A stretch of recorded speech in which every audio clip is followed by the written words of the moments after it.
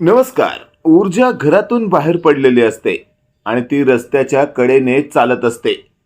तिच्या मनात नवीन आलेल्या केसचा विचार सुरू असतो. या केमिकल फॅक्टरीच्या मालकाला सामान्य जनतेचं काहीच पडलेलं नाहीये का? केमिकलचा असा गॅस त्याने त्या पाण्याच्या पाईपमध्ये कसा काय सोडला? असा सगळा विचार ती करत असते आणि त्याच धुंदीत असताना अचानकपणे तिला असं वाटतं की या केसचा खूप सखोल विचार केला पाहिजे. नक्कीच या केसच्या मुळाशी तळाशी काहीतरी असं आहे ज्याने आपल्याला खूपच गंभीर माहिती मिळू शकते. आणि त्यातच ती आता त्या बाईला फोन करते. ती बाई फोन उचलत नसते. परत एकदा ऊर्जा फोन करते, पण त्या बाईने दुसऱ्यांदा फोन उचलल्यावर ऊर्जा बोलू लागते, ताई ताई मला तुम्हाला आत्ताच्या आत्ता भेटायचं आहे. त्यावर ती बाई म्हणत असते, आत्ताच्या आत्ता? त्यावर ऊर्जा म्हणत असते, हो आत्ताच्या आत्ता. त्यावर ती बाई म्हणत असते, ठीक आहे, पण मला तयार व्हायला वेळ लागेल. हे वाक्य ऐकल्यावर ऊर्जा म्हणत असते, ठीक आहे, मी तुमच्या वस्तीच्या दिशेनेच येत आहे, व्हा ना, पुढच्या 10 मिनिटात तयार व्हा. हे वाक्य ऐकल्यावर ती बाई चांगलीच गोंधळते, कारण तिला नेमकं माहित नसतं की आता ऊर्जा आल्यानंतर काय आणि कसं बोलायचं. त्यासाठी तिला हर्षवर्धनकडून सगळी माहिती काढून घ्यावी लागणार असते. त्यातच ती बाई म्हणत असते, ठीक आहे ठीक आहे. आणि तेवढ्यात त्या बाईने फोन ठेवलेला असतो आणि ती हर्षवर्धनला फोन करते की सर, ही ऊर्जा पुढच्या 10 मिनिटात मला भेटायला येत आहे. नेमकं काय आणि कसं बोलू तिच्याशी? त्यावेळेला हर्षवर्धन तिला व्यवस्थित ट्रेन करत असतो. इकडे आपण पाहतोय आता ऊर्जा रस्त्याच्या कडेकडेने चालतच असते. आता पुढे एका नाक्यावर विक्रांत त्याच्या मित्रांसकट उभा असतो. तेवढ्यात विक्रांतचा एक मित्र 4 व्हीलर घेऊन आलेला असतो. विक्रांत म्हणत असतो, आण इकडे ती गाडी. आणि विक्रांत त्या गाडीत बसतो. विक्रांतचा मित्र म्हणत असतो, विक्रांत विक्रांत तू आता गाडीत बसू नको, तू आता दारू प्यायलास, उगाच भलतं असं करून ठेवशील. आणि अशातच आता विक्रांत म्हणत असतो, दारू जरी प्यायलो असलो ना तरी मला चांगलंच भान असतं मी काय करतोय ते. आणि अशातच आता विक्रांतचं लक्ष समोरून येणाऱ्या ऊर्जाकडे जातं आणि विक्रांत मनातल्या मनात म्हणतो, योग्य वेळी बाहेर पडलीस ऊर्जा शिंदे, आज तुझा खेळच खल्लास करतो. आणि अशातच आता विक्रांत त्या गाडीचा एक्सलेटर जोरात दाबतो आणि तो गाडी आता ऊर्जाच्या दिशेने पळवत असतो. आता ती गाडी ऊर्जाच्या दिशेने विक्रांत पळवत असतो आणि तेवढ्यात अचानकपणे विक्रांतचा बाप म्हणजे आमदार दिग्विजय शिर्के त्या ठिकाणी पोहोचलेला असतो आणि तो ती गाडी विक्रांत पळवतोय हे दिसतं. आणि ती गाडी नेमक्या कोणत्या दिशेला पळवतोय हे आता शिर्केच्या लक्षात आलेलं असतं, कारण शिर्के तिथेच असतो. समोरून येणाऱ्या ऊर्जाचेही लक्ष आता त्या गाडीकडे जातं आणि तेवढ्यात ती चांगलीच घाबरलेली असते.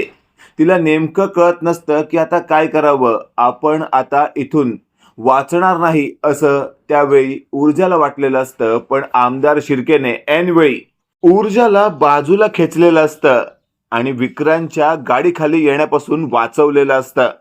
विक्रांत पाहतो आमदार शिर्केने अचानकपणे येऊन ऊर्जाला वाचवलेलं आहे.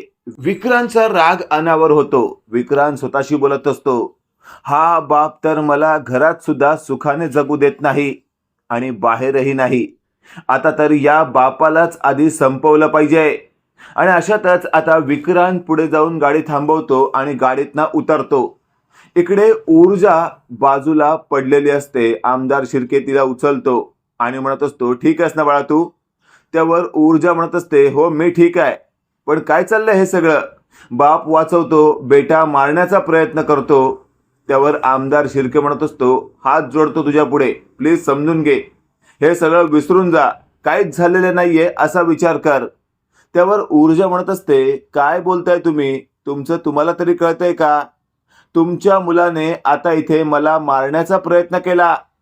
आज जर तुम्ही इथे नसतात तर काय झालं असतं माझं? त्यावर आमदार शिर्के म्हणत असतो, माहितीये मला, तुला माहितीये ना तो कसा तापट आहे, तू जरा समजून घे. त्यावर ऊर्जा म्हणत असते, काय समजून घे? तुम्हाला माहितीये 2 दिवसापूर्वी तुमच्या मुलाने काय केलं होतं? त्यावर आमदार शिर्के म्हणत असतो, हो आलंय माझ्या कानावर. त्यावर ऊर्जा म्हणत असते, मग एक वडील म्हणून तुम्ही काय शिक्षा दिली त्याला, काय समज दिली? त्यावर आमदार शिर्के म्हणत असतो, त्याला काय शिक्षा देण्याचा प्रयत्न केला ना हे मला माहिती आहे, आणि त्यानंतर त्याचं काय फळ मिळालं हे देखील मला चांगलं माहिती आहे. मी तुझ्यासमोर हात जोडतो, आता जे काही घडलं ते कोणालाही सांगू नको आणि पोलिसात तर अजिबात जाऊ नको. हे वाक्य ऐकल्यावर आता मागून विक्रांत आलेला असतो आणि म्हणत असतो, "ओ पप्पा, काय चाललंय तुमचं? या मामुलीशा ऊर्जा शिंदे समोर हात काय जोडताय तुम्ही?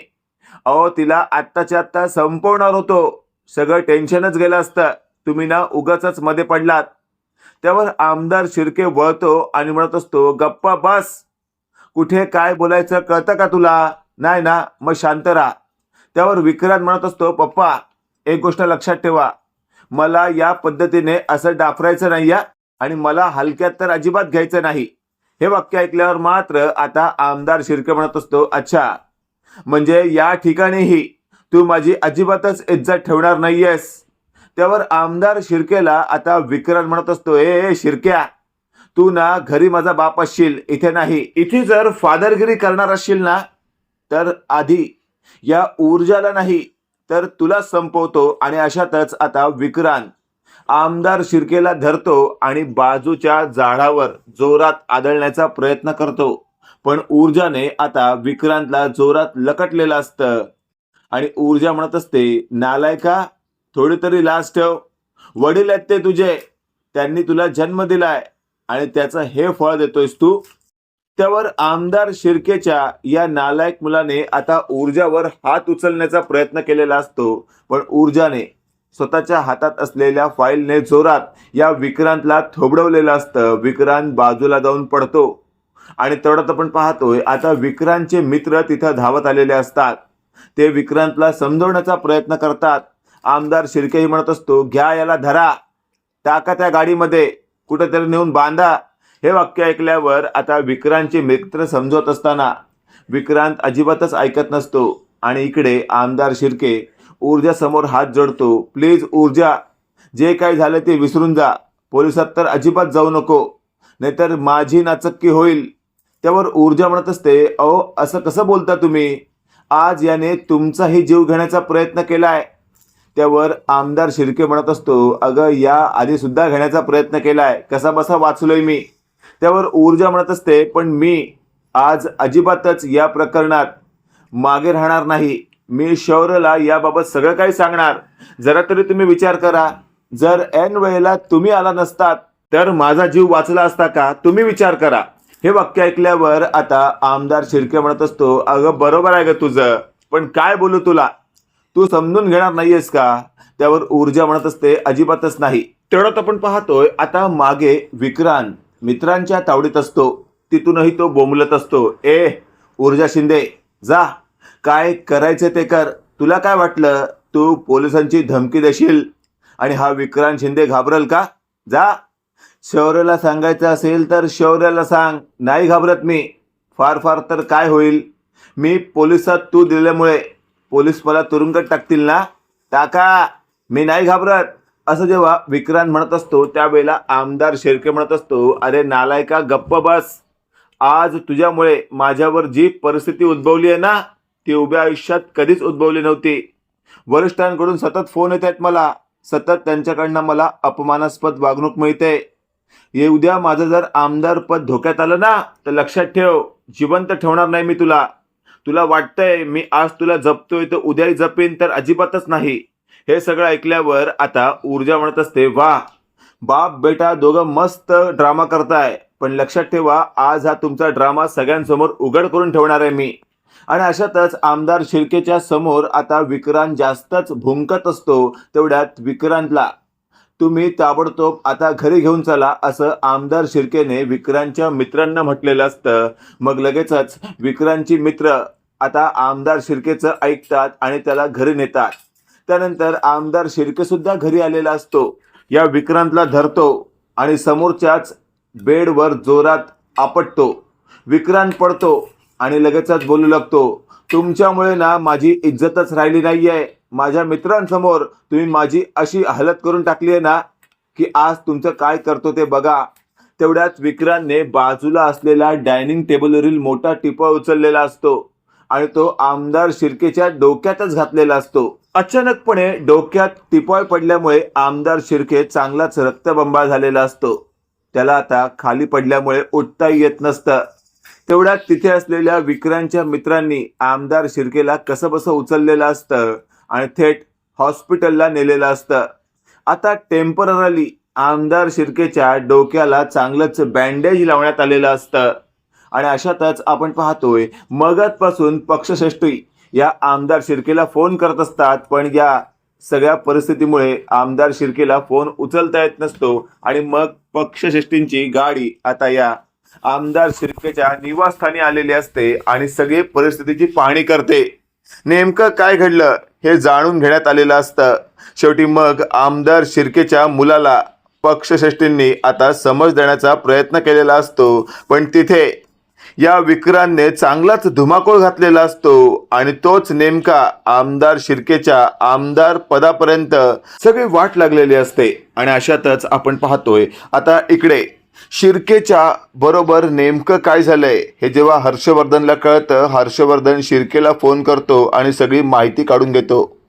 आणि अशातच आता शिर्के म्हणत असतो, तुमच्या त्या सुनेला ऊर्जा शिंदेला समजवा, माझ्या विक्रांतच्या विरोधात कोणतीही केस करू नको, आज माझ्या विक्रांतने तिला मारण्याचा प्रयत्न केला. हे वाक्य ऐकल्यावर हर्षवर्धन म्हणत असतो, काय गरज होती तुम्हाला मध्ये पडायची, उडवत होता ना तो तिला. हे वाक्य ऐकल्यावर आमदार शिर्केला आता थेट असं बोलावं लागतं, वकील साहेब काय बोलताय तुम्ही, हे विक्रांतने जर तिला उडवलं असतं तर विक्रांत कायमस्वरूपी गजाआड गेला असता ना. त्यावर वकील हर्षवर्धन म्हणत असतो, मी सोडवलं असतं, मी इथे बसलोय ना, मी सगळं वेगळ्याच पद्धतीने कोर्टात सादर केलं असतं. मी असं दाखवलं असतं की ती ऊर्जाच मध्ये आली, विक्रांतची काही चूक नव्हती. हे सगळं ऐकल्यावर आमदार शिर्के म्हणत असतो, काय बोलताय, हे तर माझ्या लक्षातच नाही आलं. मी तर फक्त तिचा जीव वाचावा आणि कोणतंही मोठं संकट तुमच्यावर येऊ नये याचा विचार करत होतो. त्यावर हर्षवर्धन म्हणत असतो, अजिबातच नाही, शब्दांचे खेळ करू नका. मला माहिती आहे तुम्ही स्वतःच्या मुलाचा विचार केलात की तो तुरुंगात जाऊ नये. त्यावर आमदार शिर्के म्हणत असतो, वकील साहेब अगदी बरोबर बोलताय तुम्ही, मी एक बाप आहे हो, माझ्या मुलाचं भवितव्य चांगलं व्हावं याचा विचार करणारच ना. त्यावर मात्र मागचा पुढचा विचार न करता हर्षवर्धन म्हणत असतो, आज जी चूक केलीत ना ती पुन्हा करू नका. त्या ऊर्जा शिंदेला पुन्हा कोणत्या तरी गाडीने उडवण्याचा प्रयत्न करा. हे वाक्य ऐकल्यावर आमदार शिर्के म्हणत असतो, ठीक आहे, बघतो काही करता येते का. त्यावर हर्षवर्धन म्हणत असतो, फक्त बघतो बोलून चालणार नाहीये, तर या संदर्भात तुम्हाला काही ना काही करावंच लागणार आहे. त्यावर आमदार शिर्केच्या आता डोक्यात वेगळीच कल्पना सुरू असते की या ऊर्जा शिंदेचा लवकरात लवकर खेळ संपवला पाहिजे, नाहीतर चुकून ही ऊर्जा शिंदे शौर्यपर्यंत सगळी बातमी घेऊन पोहोचली किंवा पोलिसात गेली तर सगळी वाट लागेल, तोपर्यंत हिचा खेळ खल्लास झालाच पाहिजे. आणि अशातच आपण पाहतोय मागे पडलेला विक्रांत स्वतःशी बोलत असतो, वाट लावला न्या बापाने माझी, आज मी सगळी खेळी बरोबर माझ्या पद्धतीने खेळत होतो. इकडे आपण पाहतोय आता ऊर्जा शौर्याकडे पोहोचलेली असते. ती त्या बाईकडे गेलेलीच नसते, कारण महत्त्वाचं तिला असं वाटत असतं की आज जे काही घडलं ते शौर्यला सांगणं गरजेचं आहे. शौर्य म्हणत असतो, काय ग ऊर्जा, तू एवढी घाबरलेली का दिसतेस.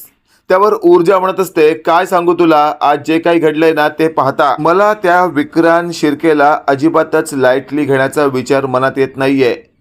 त्यावर शौर्य म्हणत असतो, म्हणजे आता काय केलंय त्या कुत्र्याने.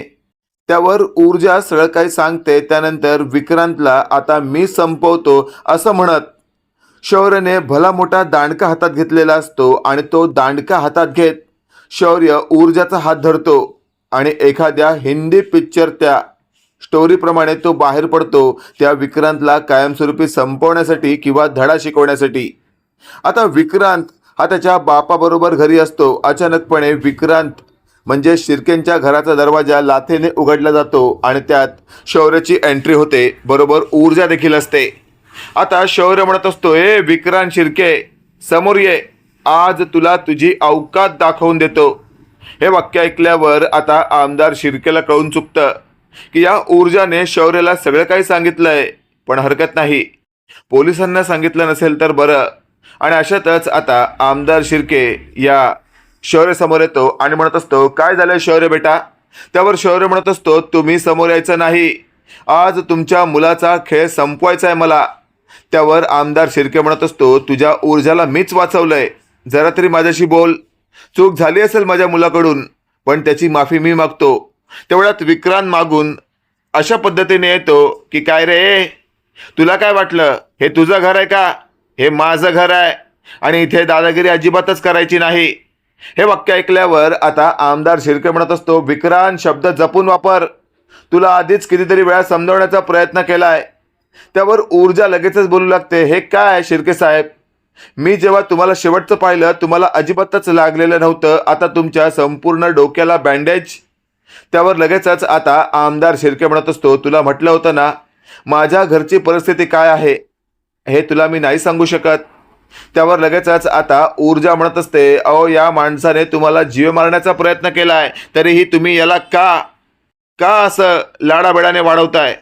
त्यावर मात्र आता हर्षवर्धनच्या बाबतीतला शौर्य म्हणत असतो, ऊर्जा तू शांत राहा, या आमदार शिर्केच्या मुलाला तर आता मी सोडणार नाही.